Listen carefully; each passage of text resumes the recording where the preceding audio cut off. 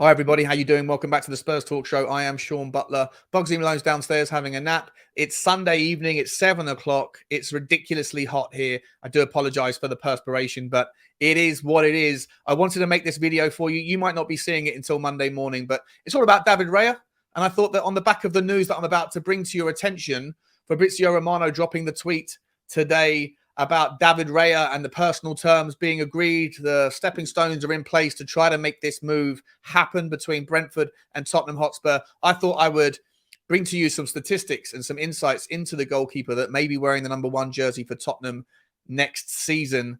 And hopefully we'll go into some detail as to why it is that I think that he is, of all the goalkeepers out there, the best choice for Tottenham at this stage with regards to the sort of goalkeeper that we need to play the Ange Postecoglou system. Before we get into it, guys, please do me a favor like you always do. Smash the like on the video, smash the subscribe on the channel if you haven't already, and hit the notification bell. And drop a comment. Let me know your thoughts on today's topic, which is, of course, David Raya, the value he will bring, and why I think he is the best guy for the job. Let's get up the tweet so you can see it for yourselves. It's 5 o'clock this afternoon. This came out. Tottenham are now on the verge of reaching an agreement with David Raya on personal terms. A long-term contract almost agreed after positive talks. Raya is open to Spurs move, but club-to-club talks will be crucial. A 40 million fee is asked for by Brentford. That is considered too high by Tottenham. Now, guys, as you will be aware if you have been around on the channel, I've spoken about the relative valuations of David Raya. Is he worth £40 million? I'm not sure he's worth £40 million when you relate it and you look at the relative valuations of other players that are happening, other transfers that are taking place in the Premier League and elsewhere. However, is he worth £40 million to Tottenham? I think he is. And the reason why is because of the specificities that an Ange Postecoglou goalkeeping role requires. When you play with a very high line, a defensive line that sits closer to the halfway line than it does the edge of the 18-yard box, when you're looking for a goalkeeper that fits that system, you have to ask more from them than you would do traditional goalkeepers that play under traditional systems that are more maybe pragmatic or where the defensive line sits closer to the edge of the 18-yard box, both on and off the ball. Tottenham have been linked, of course, this summer with several different goalkeepers. Andre Onana is the Inter Milan goalkeeper, ex-Ajax, who is a very talented goalkeeper. Personally, I don't think he entirely fits the bill, but in any event, Inter Milan are looking for 55 million euros for him, which when you compare the two, immediately says no to me on Andre Onana. Tottenham are also looking at, and maybe have even spoken to Seville around Yassine Bounou, the Moroccan goalkeeper, and of course, Seville goalkeeper, a very, very talented goalkeeper. He's 32 years old, however, and apparently he has a 30 to 35 million euro asking price. From what I've read in the reports, Tottenham have spoken to Seville and offered them Brian Hill plus a few million to try and sweeten the deal and try and make it happen. But Seville said no, they're looking for 30 to 35 million outright in cash only. Another great goalkeeper. He's a perfect shot stopper and one that has very good distribution with his hands. But for me personally, his distribution skills with his feet is not quite as anywhere near, in fact, as good as that of David Raya. Tottenham have also been linked with the likes of Bazunu from Southampton, who's a very young goalkeeper, highly talented, but quite raw, makes a lot of mistakes with the shot stopping and the positional side of play at the moment. For sure, he will improve over the coming years. He's also very, very good with his distribution, but distribution alone is not enough from a goalkeeper. You need someone who is incredibly competent with their positional play, with coming for corners, coming for crosses where possible, with the distribution with the hands and the feet. And of course, you need someone who's agile, who has good communication skills, and who can be a commanding presence in the box that can kind of shepherd and marshal the things that are happening in front of him. For me, David Raya ticks all of the boxes. And as I've said before, whether or not he's relatively worth 25 or 30 million pound, I just don't want to see Tottenham miss this one, because other clubs will be circling and will want to pounce. What I'm going to do today, though, is I'm going to try and show you the statistics as to why I think that is. And I hope that you will follow along and see exactly what I am referring to. So first and foremost, what we're going to do is we're going to pivot to the Y Scout tool. And I've got every single player in every single goalkeeper in world football currently in this list. And as you can see, there is, I don't know if you can see down here, there are 11,329 goalkeepers that are registered in the database. And by using some filters that look to prioritize the most important things that we have established as relevant, I think you'll see, I hope you will see, all of these numbers disappear, start to be filtered out, but you should see David Raya still remain. So what we're going to do, we're going to think about the sort of attributes that we absolutely need when looking for a goalkeeper that we think could be our number one immediately. So to make things immediately easy, I'm just going to say let's focus on the top 5 European leagues so that we can feel trusted and reassured that these goalkeepers have done it at the highest level.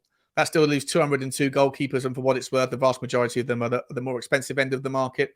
On top of that, we need to make sure that we're not just looking at goalkeepers that have barely played any minutes. So by including the minutes on the field, we can dial this number up to make sure that the statistics that we're looking at are from a high enough sample size to feel confident that they are trustworthy. We're going to look at some clean sheets. Obviously, that's important, bearing in mind, of course, that the standard of the goalkeeper or the quality of the defense that he has in front of them will also shape this. So it's not, none of these numbers are black and white in importance, but we'll bake in the context in a minute. We're going to put in the average conceded goals per 90 that the goalkeeper has faced. We're going to include exits per 90. Exits per 90 is a very, very important metric because this is the amount of times that the goalkeeper has left the box, has left his protected area every 90 minutes on average. So when you're looking for a sweeper keeper, exits per 90 is incredibly important. We're also, of course, going to include the save rate, what percentage of the saves do they face, and the shots per 90, so we can find out what sort of goalkeeper they are, like between the sticks. Obviously, the most important thing is whether they can keep the goals out, not to be the creator of chances, although that is important for a sweeper keeper goalkeeper that we need for the Postecoglou system. On top of that, we're going to look at aerial duels. How good are they coming to collect the balls from corners or from crosses? And on top of that, we're also going to be looking at interceptions per 90. This is the amount of times that the ball may have been passed through from or kicked long from an opposition player, and they have just stepped in and taken that. Once we've got through the goalkeeping stats, I think fouls per 90 is not important. Back passes received per 90 isn't too important either. We're now going to look to the key passing to find out what sort of person are the goalkeepers like at distribution. So for that, we're going to include accurate passes to the final third. We are going to include the accuracy of the long passes. It's very important to know how accurate their long passes are. And we will include long passes per 90 as well. And that's about everything that we need, I believe, guys. I might be coming back for this in a second, but let's set the filters and start right there. So we're looking at the goalkeeper. We filtered down to the last, to the top five leagues. In terms of minutes on the field, it's very important to have at least what I would say is about 20 minutes worth of game time. So we're going to put 90 minutes times 20 is about 1,800 minutes on the field. That's already filtered out about 80 or so of the goalkeepers that were left. If you see down in this corner down here, this is the final goalkeepers that we are searching for based on the metrics that we are looking for. In terms of clean sheets, over the entirety of the season, look, I would say that it's relatively important to make sure that your goalkeeper has the propensity of keeping clean sheets. Obviously, it is absolutely influenced by the standard of the defense and the team in front of you. But let's look at using 9.92. So about 10 clean sheets per season over the last 365 days. And we're now down to 52 goalkeepers. In terms of conceded goals per 90, we want to actually start this one on the other side. We want to have lower than possible, give them the reasonable doubt. Let's say that they have conceded less than, on average, 1.32 goals per 90. Exits per 90. How likely are these goalkeepers to come out of the box and command their presence like a sweeper keeper should? Let's suggest that they have at least 1.37 exits per 90. The goalkeepers that are left now are goalkeepers that play the sweeper keeper system, because goalkeepers that do not leave the box are goalkeepers that very rarely would be playing in that style in teams that play that system. So you can already see here, Flecken, the goalkeeper that Brentford have identified to replace David Raya, is already still in this list. So they maybe the Brentford team are using Y-Scout as part of their scouting model. You can, of course, also see David Raya still here, as is Emiliano Martinez, Nick Pope, Rajkovic at Mallorca, Rulli at Ajax, Soria at Getafe, Ledesma at Cadiz. So we're starting to get down now to the sorts of goalkeepers that are going to fit the system. In terms of a save rate. What sort of percentage do we expect our goalkeepers to make whenever they're faced with saves? How about 2/3, 66% of all of the saves that are hit their way, they should be saving that. Maybe we can go up a little bit more. That's not really making a difference. I'd say 70%, 68% is absolutely fine. So David Raya is still there. Shots against per 90. Should we say that they have to have at least, wow, 4.2 against per 90? Maybe that's a little bit too rough. David Raya is still there. You can see, though, that David Raya has a 70% save rate, even though he's conceding a lot of shots against. So his defense is not doing the best at keeping the shots out, but he himself has still managed to save 70% of all the shots against. I don't want to jinx this too much. Maybe I was a little bit harsh there. But let's just remember that he is also one of the top shots against per 90. But let's bring those other guys back in. 3 shots per 90 against. How about in the aerial duels? Let's presume that he has at least 1 aerial duel every 3 games. Again, David Raya still there, guys, still there. I hope you're starting to see that when you put the pressure on, when you find out how difficult it is to be a goalkeeper that plays in the sweeper keeper role, and yet from, what was it, 10,000 goalkeepers that we looked at, we're down to our final 7 now, and David Raya and Emiliano Martinez are still the very top of the pops. Maybe we should be looking at Rulli in a situation where, or Ledesma in a situation where potentially David Raya falls apart. I just wanted to also bring this to you, accuracy to the final third. In terms of your passes, as a long ball, we like to say that maybe 52% of the passes that are hit into the final third from the goalkeeper, remember that's the very long hits, more than 52% of them are accurate. With that, if you're asking David Raya to do it, 56%, we're suddenly losing everybody else. Right now, you've only got Milenkovic-Savic, the goalkeeper from Torino, Rulli again hanging around to demonstrate his abilities to hit the ball into the final third, and also David Raya still there. What about if we dial it up again a little bit more? David Raya is outdoing the likes of Rulli suddenly, and now it's just Milenkovic-Savic and Raya at 60% of the final third. Let's dial that back down again so we get some more people in, but let's look at the accuracy of the long passes. Long passes doesn't have to be into the final third. It could just be anywhere else, but as long as they're over 30 meters.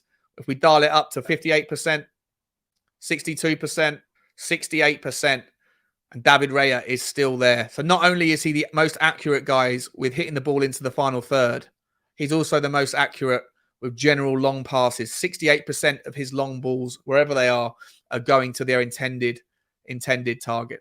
So I hope that I've done enough to sort of justify or demonstrate to you that when it comes to his abilities with the ball at his feet, he's up there with this guy, Geronimo Rulli from Ajax and Milenkovic-Savic from Torino.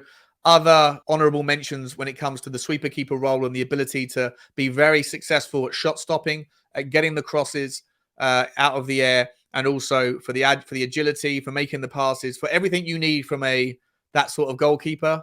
Honourable mentions for Emiliano Martinez, Rulli, Ledesma, Dimitrovic, Milenkovic-Savic, and our particular number 1 target, David Raya. Where I want to go now, guys, just to finish off the scouting report, is to take you to FB refs. Now that I've shown you how to filter out all of the other goalkeepers that we might have been looking for, and maybe identified a couple of others along the way, if David Raya falls apart, the last thing to kind of surround ourselves with is to look at the FB refs to see what sort of goalkeeper we're really working with here. And in terms of passes attempted, throws attempted, an average pass length, you can see the amount of green here. Crosses faced is in the 86th percentile, but when it comes to, of all of the crosses that he faces, what percentage does he stop? What percentage does he intercept? Which is another core ingredient of a goalkeeper that we're looking for. Someone that is competent when it coming to claim the ball in the air. He's in the 96th and the 93rd percentile. For defensive actions outside of his penalty area, he is in the 80th percentile. Another wonderful metric that demonstrates that he is more than happy to come out, play the sweeper keeper role, and get the job done in the instances when the defense is having the high line and the ball gets kicked over the top. The guy is a phenomenal goalkeeper. His shots on target against is in the 85th percentile. But more importantly, guys, the saves that he makes is in per 90, 4 saves per 90, 99 percentile. There is no other goalkeeper or very few other goalkeepers in world football that make as many saves as he does and is as successful at keeping them out. 77.7% of the saves. We saw that stat somewhere else. So I hope, guys, that this quick video has demonstrated to you why I believe from a statistical perspective why he is the right goalkeeper for us. And all you've got to do now is turn your attention, if you haven't already, to YouTube or to the Y Scout tool if you have access to it, to check out him in action. I can't show the videos on here. I will get demonetized and copywritten, but you can do that for yourself. For me, guys, David Raya is the number one pick for me. We have maybe identified a couple other alternatives should David Raya not happen or fall through. Maybe we could turn our attention to the fella from Torino, Milenkovic-Savic. Maybe we could look at Rulli from Ajax. But right now, let's get David Raya done. He makes absolute sense. He's wonderful at coming and collecting crosses. He's brilliant with his feet. He can come out of his box and feel confident and reassured that he can then get the ball wherever it needs to go. And on top of everything else, he is a wonderful shot stopper. David Raya in a Tottenham shirt, that makes my day. Like, subscribe, and comment, guys. And as always, bye-bye.